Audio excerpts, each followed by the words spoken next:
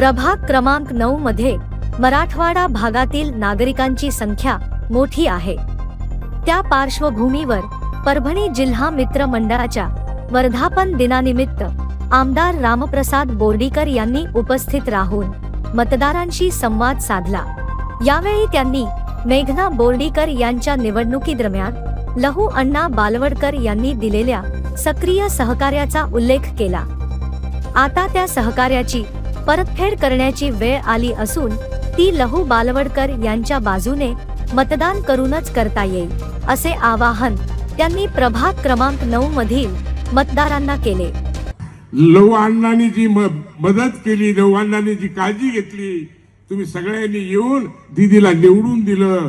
आता आपली जिम्मेदारी काय होईल? आता काय येईल की भारतीय जनता पक्षाच्या पाठीशी उभं राहण्याची आपली जिम्मेदारी आहे का नाही? भारतीय जनता पक्षाला देण्याची जिम्मेदारी आहे का?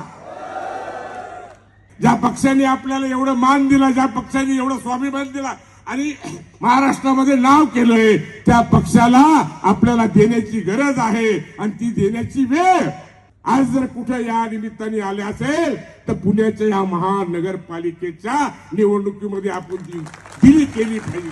आज मला एक शब्द